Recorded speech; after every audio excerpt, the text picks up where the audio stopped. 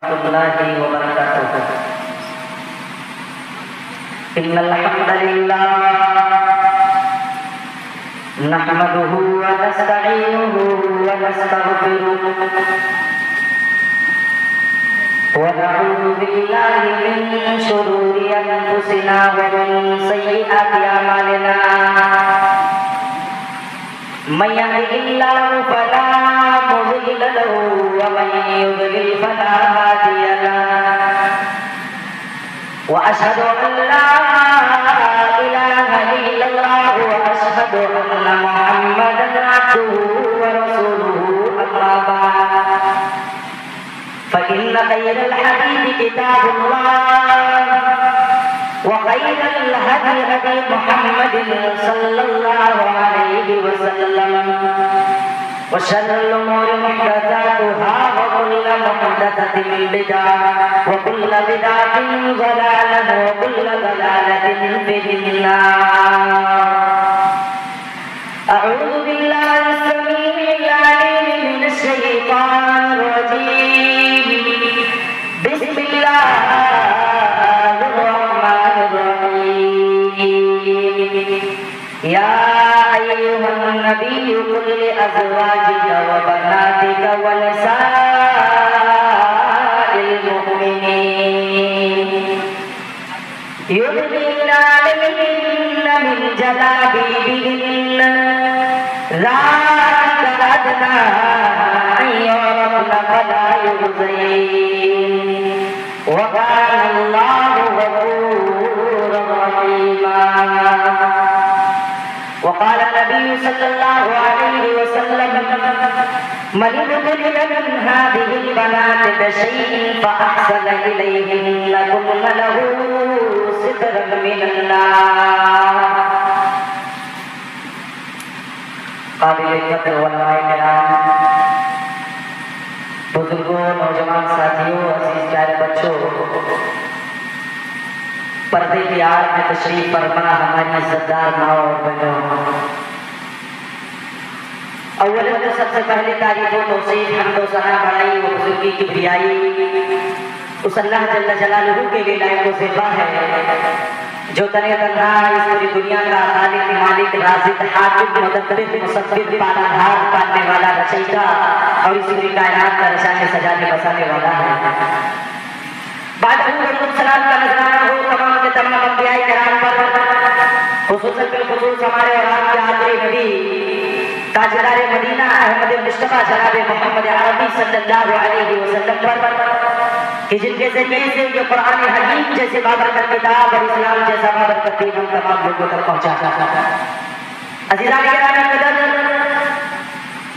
आज के इस बाबरकत मजलिस में इंशाअल्लाह ताला इस्लाम में औरतों का मकाम और मर्तबा और पर्दे के ताल्लुक से कुछ बातें आपके सामने रखने की कोशिश करूंगा। दुआ और मुबारक है रब्बे जुल्मिनत में मौला करीम को हम सच कह सकने और हम तमाम लोगों को उस पर अमल पैदा करने की तौफीक अता फरमाए। आमीन। अज़ीज़ान किराम की कदर, इस्लाम औरत को इतना मकाम और मर्तबा, इतनी इज्जत, इतनी तकरीम की है, शायद ही किसी दीन और धर्म और मजहब में औरत को इतना मकाम, इतना रुतबा, इतनी इज्जत दी हो।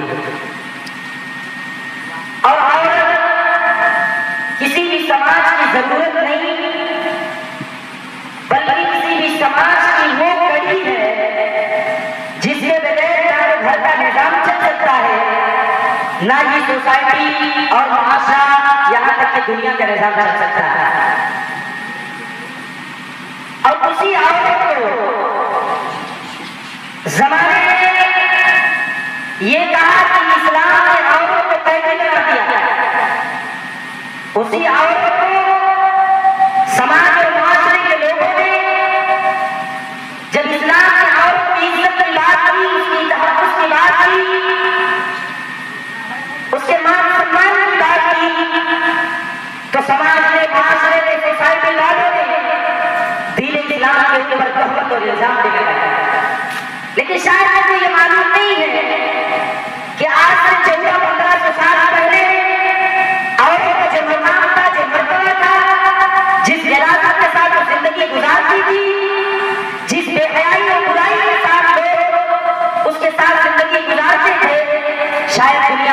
समाज वालों को पता नहीं। मेरे भाइयों दोस्तों, जब आप कुरान का मुताला करेंगे तो अल्लाह ताला ने वाकई में कुरान का जिक्र किया है और लोगों को आगाह किया है कि ऐ लोगों, औरत पहले कैसे जिंदगी गुजारती थी और इस्लाम के आने के बाद औरत का मकाम और मर्तबा क्या था। अल्लाह ने उसका नक्शा खींचा है।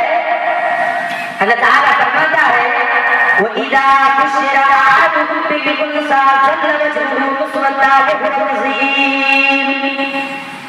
अल्लाह फरमाता है जब हम किसी के यहाँ लड़की की बशारत में खुशखबरी दे देते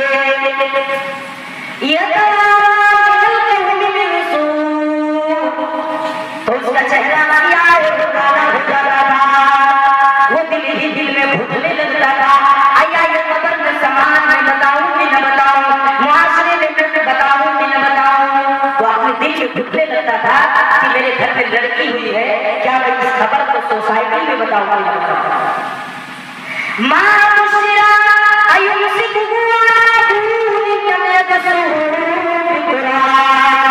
यही नहीं सोचता था कि मैं इस खबर को समाज में बताऊं कि न बताऊं, बल्कि वो दिल ही दिल में घुटने लगता था और सोचता था कि मैं इस लड़की को इस दुनिया के अंदर जिंदा रखूंगा, जिंदा मिट्टी के हवाले करूं। जिंदा रखने की तो बात छोड़ दीजिए, खबर बताने की तो बात ही छोड़ दीजिए। समाज ये सोचता था, माशरा ये सोचता था इस लड़की को मैं दुनिया के अंदर जिंदा रहने दूं या इसको मिट्टी के ढेर करे दबा। अल्लाह ताला ने कहा इस जमाने जाहिलियत में औरत का ये मकाम था, ये मर्तबा था, यही वजह है भाइयों और दोस्तों कि इस्लाम ने औरतों को वो मकाम दिया, वो मर्तबा दिया, वो इज्जत दी, वो तकरीम दी जो किसी और दीन और धर्म और मज़हब ने नहीं दिया। इमाम नबवी रहमतुल्लाह तआला अलैह बयान फरमाते हैं कि ज़माने जाहिलियत में औरतों के साथ सलूक और व्यवहार और दस्तूर कैसा था। जब किसी के यहाँ लड़की की बशारत खुशखबरी हुआ करती थी, वो इंसान सोचता था अगर उस लड़की को जिंदा रहना चाहता था तो उसको ऊनी जुब्बा पहना करके सुबह सवेरे मुठभेड़ पट्टियां चलाने के लिए भेज दिया जाता था। और अगर उस लड़की को जिंदा नहीं रखना चाहता था, मेरे अजीज साथियों, मेरे मुसलमान भाइयों, आखिरी पहले से वो जंगल में गड्ढा करके रखता था। जब बच्ची 6 साल की हो जाया करती थी तो अपनी औरत से, अपनी बीवी से इजाजत तलब करता था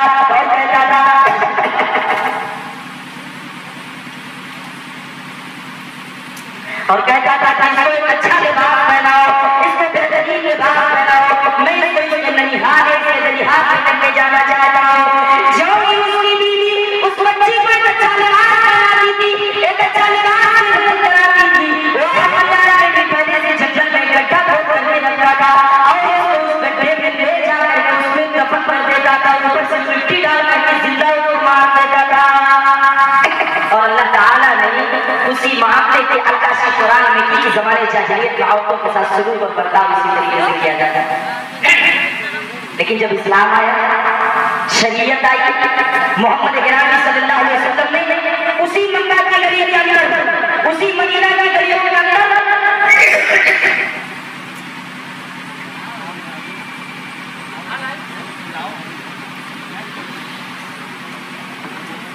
उसी मक्का और मदीना की गलियों के अंदर एक फरमान जारी कर दिया कि लोगों जो तुम अपनी मां के साथ बदसलूकी करते हो, बदअखलाकी के साथ पेश आते हो, इल्लल्लाह हर्रम अलैकुम हुकूकल उम्महात व बाबना, कोई अपनी मां के साथ बदसलूकी नहीं करेगा, कोई अपनी मां के साथ बदअखलाकी नहीं करेगा और जिंदा ज़मीन के अंदर कोई अपनी बच्ची को दरगोर नहीं करेगा। अगर कोई ऐसा अमल अंजाम देता है, मोहम्मद करीम सल्लल्लाहु अलैहि वसल्लम ने कहा कि हराम का फतवा अल्लाह रब्बुल आलमीन ने उसे ऊपर लगा दिया, कहा हराम अमल है ये, हराम काम है ये। अगर कोई बाप अपनी बेटी को जिंदा ज़मीन के अंदर दरगोर करता है, मोहम्मद रसूलुल्लाह सल्लल्लाहु अलैहि वसल्लम ने ऐसे शख्स के ऊपर हराम का फतवा लगा दिया। बल्कि ये कहा कि अगर अल्लाह ताला किसी को लड़की से नवाजा है, किसी को बेटी से नवाजा है, तो उसका मकाम और मर्तबा भी नबी कायनात ने बयान फरमाया। हदीस के अंदर आता है, अल्लाह के नबी करीम सल्लल्लाहु अलैहि वसल्लम ने बयान फरमाया मरीदुल यमिन हाज़िहिल बनात बिशैइन फअहसन इलैहिन कुल्लहु सितरन मिनन नार। जिस शख्स को अल्लाह ताला ने बेटी की वजह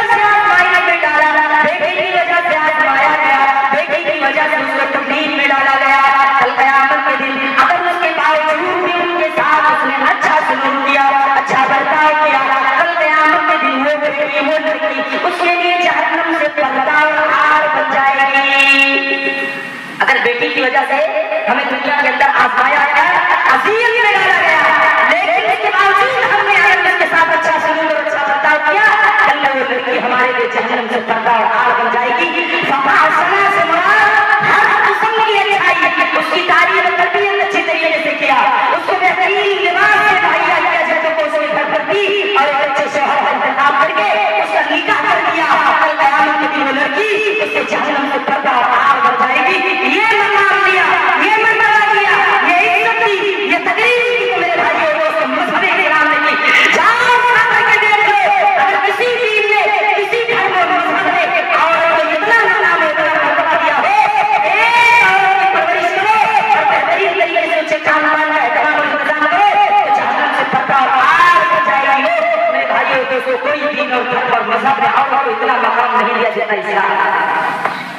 और आगे बढ़िए, अल्लाह के नबी करीम सल्लल्लाहु अलैहि वसल्लम ने बयान फरमाया, मन आला जारियतैन हत्ता तबलुगा जायतुल क़ियामा अना वहुवा साबियाहु। जिस शख्स को अल्लाह ताला ने दो बेटियों से नवाजा और दोनों बेटियों की उसने अच्छी तरीके से परवरिश की, अच्छी तरीके से उसको पाला पोसा, अल्लाह के नबी ने फरमाया कल क़यामत के दिन वो आदमी ऐसे आएगा, मेरे साथ ऐसे रहेगा जैसे ये दोनों उंगलियां हैं। क़यामत के दिन अल्लाह के नबी का साथी बनेगा वो शख्स, और दोनों उंगलियों के साथ जिस तरह से दोनों उंगलियां बिल्कुल करीब करीब है, कल क़यामत के दिन वो शख्स अल्लाह के नबी के बिल्कुल इसी तरीके से करीब होगा जिसने दो बेटियों को पढ़ाया लिखाया, अच्छी तालीम तरबियत उसको रास्तों में रास्ता किया।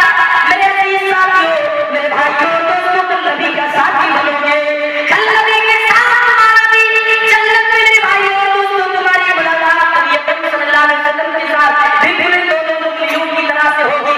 ये मकाम अगर किसी ने दिया, ये मर्तबा अगर किसी ने दिया, मेरे अजीज साथियों, ये मर्तबा अगर किसी ने दिया है तो सिर्फ मज़हब इस्लाम ने दिया है, और किसी दीन और धर्म और मज़हब ने और कोई इतना मकाम और मर्तबा नहीं दिया है। और आगे बढ़िए मेरे भाइयों, औरत अगर मां हो तो उसका मकाम क्या है, उसका मर्तबा क्या है। एक सहाबी आ गए नबी की बारगाह में सवाल करते हैं, मन अहब्बुन नास बिहुस्नि सहाबती, ऐ अल्लाह के हबीब, ऐ मुस्तफा सल्लल्लाहु अलैहि वसल्लम, आप मुझे ये बता दीजिए मेरे हुस्न सोहबत का सबसे ज्यादा हकदार कौन है, किसके साथ में दुनिया के अंदर सबसे ज्यादा अच्छा सलूक और अच्छा बर्ताव करूं। नबी कायनात ने कहा अपनी माँ के साथ सबसे ज्यादा अच्छा सलूक कर। दोबारा सहाबी का वही सवाल, नबी कायनात का दोबारा वही जवाब, तीसरी मर्तबा भी सहाबी ने वही सवाल किया। मेरे अजीज साथियों, मेरे भाइयों दोस्तों, नबी ने वही जवाब दिया, कहा काला अपनी माँ तेरे हुस्न सोहबत का सबसे ज्यादा हकदार है। और चौथी मर्तबा जाकर के अल्लाह के हबीब ने कहा तुम्हारा बाप। औरत अगर माँ हो तो उसका मकाम ये है, उसका मर्तबा ये है कि दुनिया के अंदर सबसे ज्यादा अच्छा सलूक और अच्छा बर्ताव अगर किसी के साथ किया जाएगा तो माँ के साथ किया जाएगा। किसने कह दिया आप लोगों से कि इस्लाम में औरत को मकाम नहीं दिया, मर्तबा नहीं दिया? किसने बता दिया इस्लाम ने ये मामला बना दिया, इस्लाम ने औरत को घर का कैदी बना दिया, नौकरानी बना दिया? मैं बताता हूँ आपको इस्लाम ने कितनी इज्जत दी।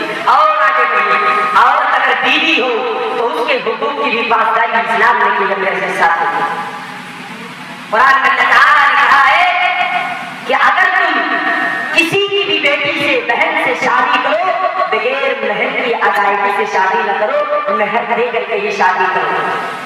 दलील अल्लाह ताला ने कुरान में कहा वआतुन निसा सदकातिहिन निहला, ऐ नौजवानों की जमात, अगर तुम किसी लड़की से किसी औरत से निकाह करते हो, शादी करते हो, बगैर महर के राजी खुशी दे करके ही तुम उनसे निकाह करो। हुक्म दिया गया, अमर का सेगा है, उलमाए किराम बैठे हुए हैं, अमर का सेगा हुक्म और आदत के लिए इस्तेमाल किया जाता है, यानी बगैर महर की अदा किए हुए आप निकाह और शादी न कीजिए, महर की अदायगी दे करके ही शादी कीजिए। पहला औरत अगर बीवी हो तो। और आगे अगर किसी भी बच्ची या बेटी की शादी की जा रही है तो इस्लाम ने कहा है कि उससे उसकी रजामंदी भी दी जाए। दलील अल्लाह के नबी ने कुरान में हदीस के अंदर बयान फरमाया, ला तुमरहुल इब्नु हत्ता तुस्तामर वला तुमरहुल बिकरू हत्ता तुस्तामर।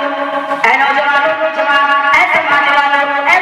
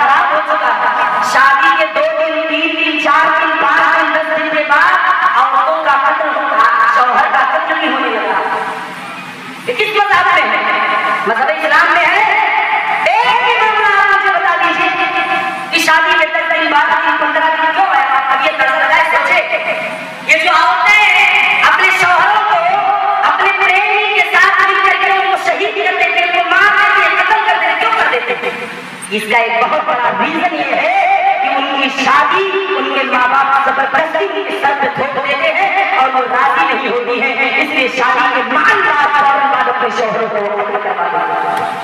ये मकान किसी ने दिया है भाइयों, ये मर्तबा किसी ने दिया है, सिर्फ और सिर्फ मजहब इस्लाम ने दिया। इस्लाम ने कहा किसी भी लड़की की औरत की शादी करो तो उसकी रजामंदी ले लो, उससे पूछ लो कि वो राजी है कि नहीं राजी है, जबरदस्ती आप नहीं थोप सकते। और आगे बढ़िए, अल्लाह के नबी करीम सल्लल्लाहु अलैहि वसल्लम ने कहा कि उसकी नालो नफका की अदायगी की जाए, बेहतरीन जिंदगी उसको दिया जाए। जिस तरह से आदमी सोचता है कि मैं कम से कम हफ्ते में 4 दिन अपने दोस्तों के साथ होटल में घर चलाने मारूं, खाना खाऊं, डिनर करूं, अल्लाह के नबी ने कहा अपनी औरत को भी बाहर डिनर कराओ, को भी डिनर कराओ। अल्लाह के नबी करीम सल्लल्लाहु अलैहि वसल्लम बयान फरमाते हैं कि औरतों का तुम्हारे ऊपर हक ये है, पहले मर्दों का हक बताया कि मर्दों का हक ये है कि वो उनको बेहतरीन जिंदगी दी, उनके नालों नफका का ख्याल रखे, उनको बेहतरीन जिंदगी में अच्छा खाना, अच्छा कपड़ा, अच्छा लिबास मुहैया करे। और औरतों का उनके ऊपर हक ये है कि वो अपनी बिस्तरों पर अपने मर्दों के अलावा किसी और को सोने न दे। और नबी कायनात ने ये भी कहा कि मर्द का भी हक ये है कि वो औरत को अच्छी जिंदगी दे, जिस तरीके से वो चाहता है कि अपने दोस्त के साथ, अपनी साथी के साथ कम से कम महीने में 5 बार बाहर डिनर कराए। और वो शौहर के ऊपर जरूरी ये है और लाजिम है कि अपनी औरतों को बेहतरीन जिंदगी दे, उसको भी बाहर खिलाए, घुमाने ले जाए, अच्छा कपड़ा दे, अच्छा खाना खिलाए। ऐसा थोड़ी है कि सिर्फ काम करा, कपड़ा धुला, जैसे घर में आओ कोई आसानी में के खड़ी है, जैसे घर में आओ पहुंचा बेचारी आगे पानी सिलने के लिए और आप राजा बनने के बाद नहीं, बराबरी का हक इस्लाम ने दिया है, किसी और मजहब ने नहीं दिया मेरे भाई। और आगे अल्लाह के नबी करीम सल्लल्लाहु अलैहि वसल्लम ने तो यहाँ पर कहा कि उनके साथ तुम भलाई के साथ जिंदगी गुजारोगे, मारूफ तरीके के मुताबिक जिंदगी गुजारोगे, अच्छी तरीके से जिंदगी गुजारोगे। अल्लाह ताला ने कुरान में कहा वलहुन्ना मिस्लु लज़ी अलैहिन्ना बिल मारूफ वलिर्रिजालि अलैहिन्ना दरजात। जिस तरीके से मर्द ये चाहता है कि औरत का उसके ऊपर हक है, उसी तरीके से औरतों का भी मर्दों के ऊपर हक है। मर्द का क्या हक है भाई? उसकी बात माने, उसको खाना दे, उसको कपड़ा दे और अपनी इज्जत की हिफाजत करे। अपने शौहर के अलावा किसी और के साथ देखना तो दूर की बात है, सोचना तक कि इस्लाम ने औरत को मना किया है। और मर्दों का क्या हक है? मर्दों का क्या हक है? क्लियर बता दो बिल्कुल वाज़ेह करके, एक पॉइंट में ताकि सारे नौजवानों के भेजे में मेरी एक बात आ जाए। और नौजवानों का क्या हुक्म है कि शादी करना चाहिए नहीं मानो। जिस तरह से आप चाहते हैं कि आपकी बीवी वफादार है, उसी तरीके से घर की छेवादारी के अंदर बैठी हुई औरत की भी एक ख्वाहिश होती है कि मेरा मर्द घर से बाहर निकले तो किसी और के ऊपर निगाह न डाले। मेरे भाइयों, आप ये चाहते हो कि आपकी बीवी अच्छी तरीके से जिंदगी गुजारे, किसी अजनबी मर्द का दिल के अंदर ख्याल नहीं लगाए, तो आपकी जिम्मेदारी ये बनती है कि आप अपनी इज्जत की हिफाजत करो, अपनी नजरों की हिफाजत करो, अपने माल की हिफाजत करो, अपने ईमान की हिफाजत करो, अपने आँख की हिफाजत करो। ये आपकी भी जिम्मेदारी बनती है। वरना मर्दों को कहने का कोई हक नहीं है कि मेरी बीवी मौलाना और के साथ तय कर रही है। मेरे भाइयों, जब आप अपनी बीवी के साथ वफादारी नहीं करोगे, और ये लाजिम बात है, जरूरी बात है, ये कानून इलाही है, तुम अगर मारोगे नहीं हो जाके तो ये जरूरी है कि तुम्हारी बीवी तुम्हारी औरत के साथ चक्कर चलाएगी। ये देखी बात है और ये अल्लाह ताला का फरमान है कि ज़नाकार औरत के लिए ज़नाकार औरत है, ज़ानिया औरत के लिए ज़ानिया मर्द अल्लाह ताला ने तैयार करके रखा है। इसलिए इस पहलू पर पूरे समाज और माशरे से करने की जरूरत है और सोचने की जरूरत है कि आप चाहते हो कि आपकी बीवी आपके साथ वफादार रहे, तो आपकी वफादारी का सबूत दो और बसिया जाती लड़की की तरफ निगाह उठाने की कोशिश करो। और आगे बढ़ो। इस्लाम ने औरत को क्या क्या मकाम दिया? मेरे अजीज साथियों, मेरे भाइयों, दोस्तों, औरत मौत के बाद भी उससे वफाई की जाए। मौत के बाद किसी धर्म ने दिया है। अल्लाह के नबी सल्लल्लाहु अलैहि वसल्लम की बीवी हजरत खदीजा रज़ियल्लाहु अन्हा, जब हजरत खदीजा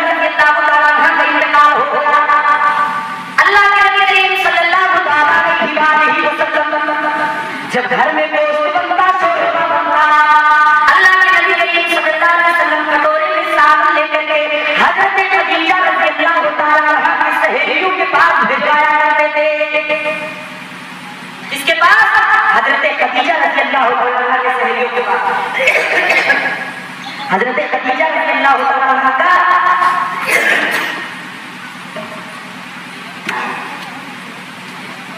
इंतकाल और वफात हो गया, लेकिन उनकी वफात के बाद भी अल्लाह के नबी करीम सल्लल्लाहु अलैहि वसल्लम वफाई।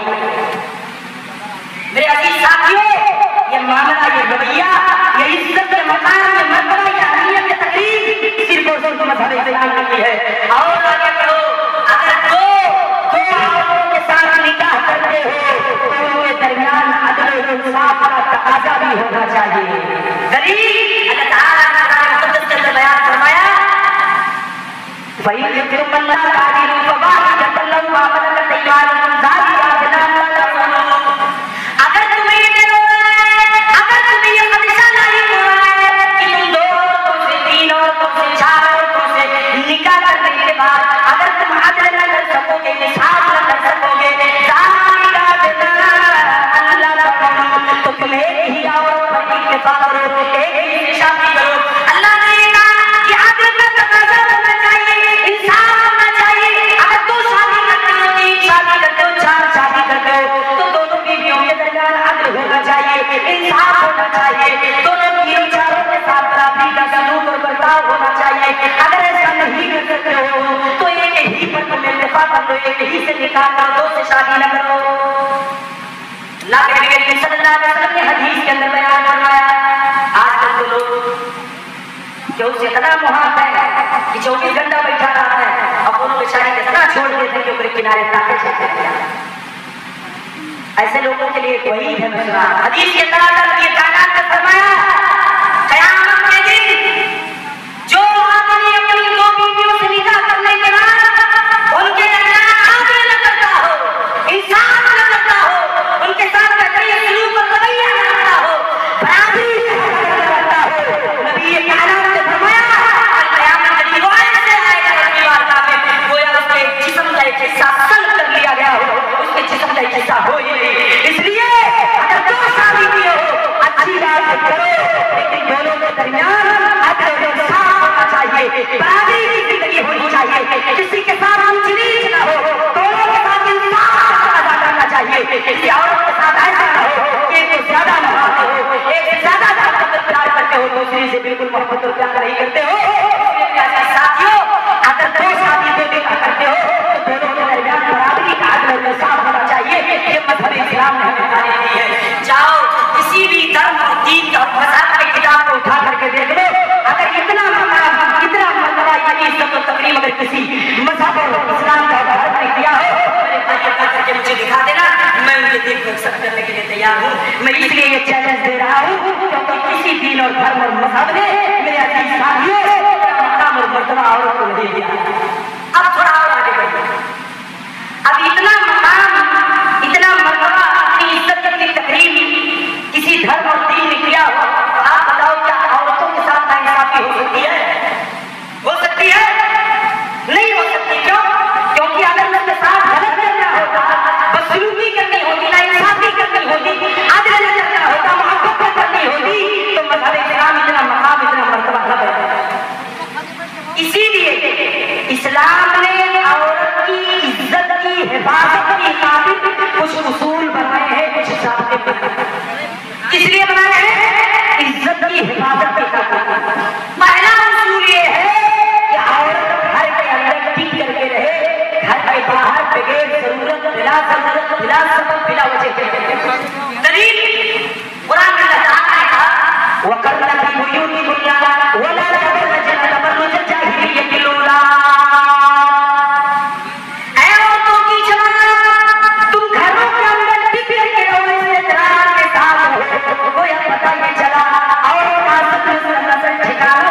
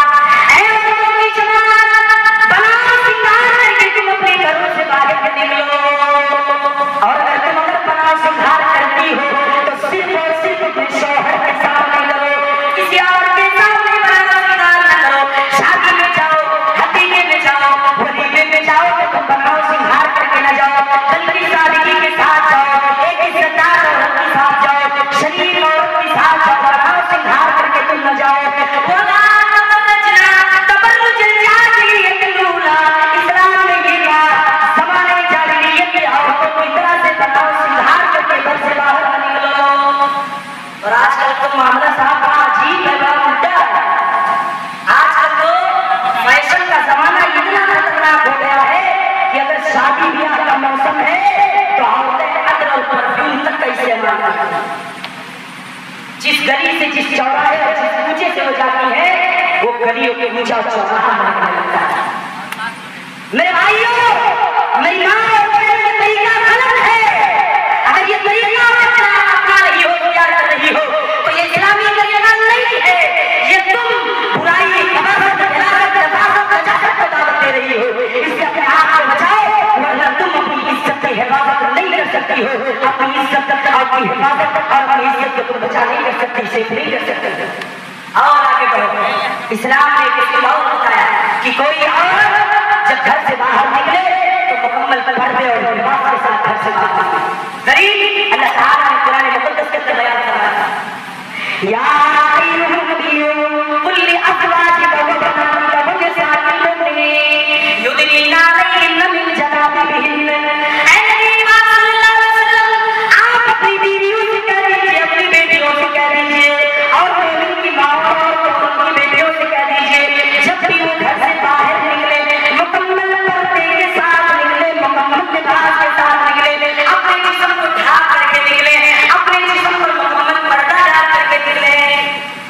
जब ये आयत मुहाजिरीन और अंसार की औरतों के ऊपर नाज़िल हुई, अल्लाह की कसम, अम्मा आयशा सिद्दीक़ा रज़ियल्लाहु तआला अन्हा बयान करती हैं, वो ऐसी तरीके का चादर इस्तेमाल करने लगी, गोया उनके जिस्म का कोई हिस्सा ज़ाहिर ही नहीं हो रहा था और अंदाजा भी लगाना मुश्किल हो गया था कि मर्द जा रहा है और इस तरीके से पर्दा करने की जरूरत है।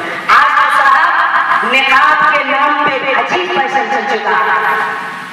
तरह तरह का निकाब, किस्म किस्म के दुपट्टे, ब्लैक कलर का निकाब तो दुपट्टा व्हाइट और आसमानी कलर का हो चुका है। और निकाब साहब मैंने देखा है व्हाइट कलर का निकाब, न जाने कौन कौन सी किस्म का निकाब, जहाँ एक जमाने में दौर में इस निकाब से अपनी इज्जत बचाई जाती थी, आज इस निकाब को पहन करके हमारी बहन बेटियां अपनी इज्जत को नीलाम कर रही है। मेरी माँ अपनी इज्जत को बचाने का आना नहीं, बल्कि आप अपनी इज्जत को बेचने का काम कर रही है। इससे अपने समाज के, अपने माशरे और अपनी सोसाइटी को रोकने की जरूरत है।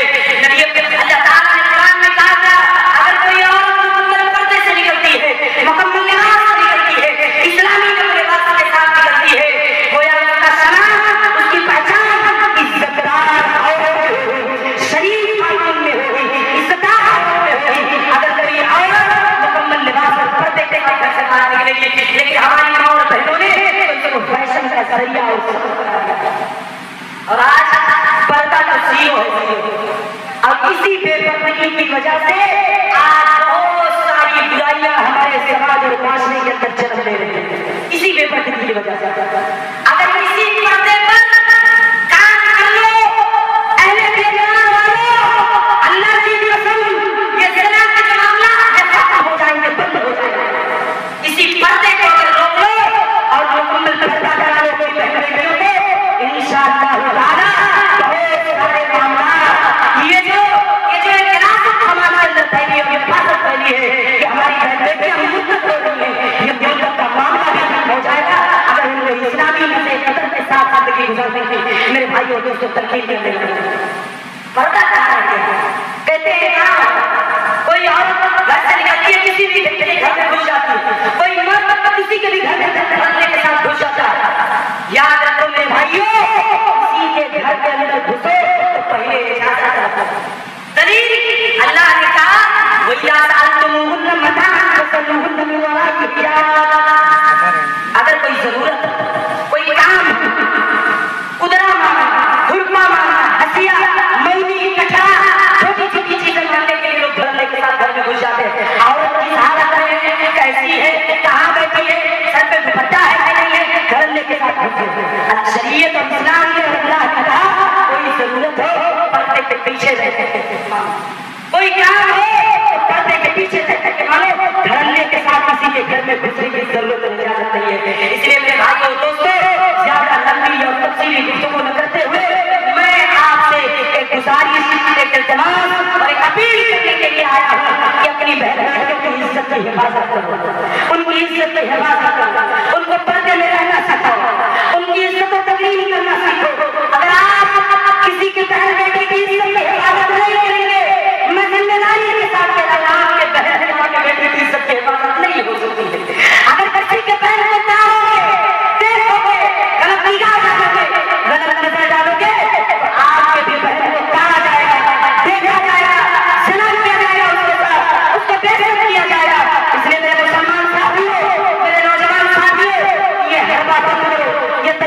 को और अपनी बहनों को, अपनी बेटियों को, मेरे भाइयों दोस्तों, इस्लामी लहजे में रहने की कोशिश करो, उनको घर के अंदर रखने की कोशिश करो और मुकम्मल इस्लामी लिबास से पढ़ते हुए रहने की कोशिश करो।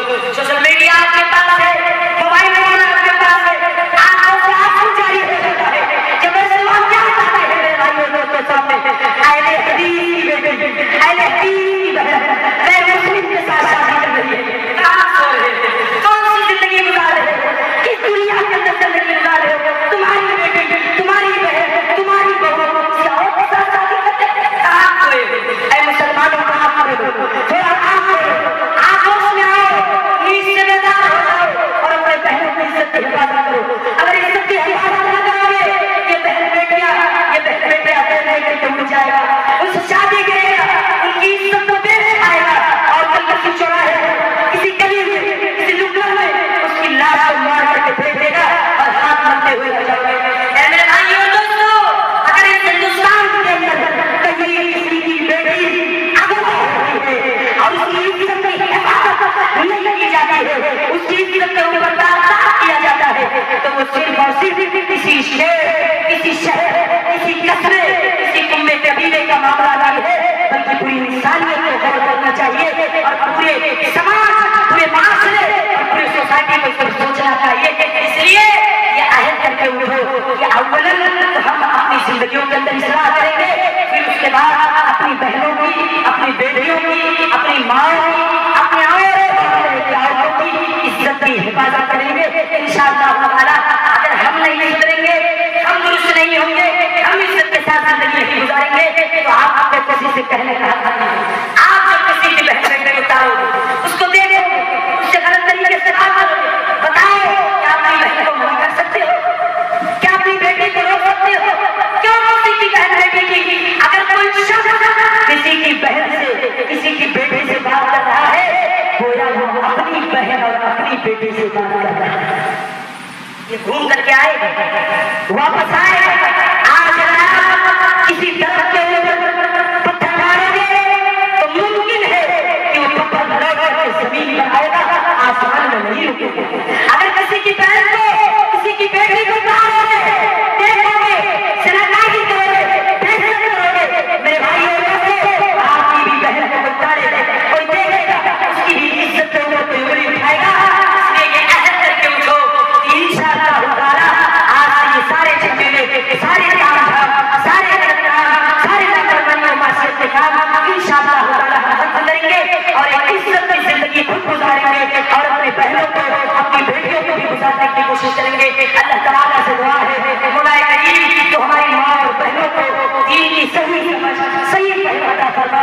अल्लाह ताला हमारी माँ और बहनों को, हमारी बेटियों को इस्लामी तरीके, इस्लामी तर्ज के मुताबिक जिंदगी गुजारने की तौफीक अता फरमा। अगर माई का साथ देता तो इंशाअल्लाह ताला मैं बहुत आपके सामने गुफ्तगू होगी, लेकिन माई बिल्कुल साथ नहीं दे रहा है, इसलिए मैं आपसे विदा लेते हुए और आपको अल्हम्दुलिल्लाह रब्बिल आलमीन, अस्सलामु अलैकुम व रहमतुल्लाहि व बरकातहू।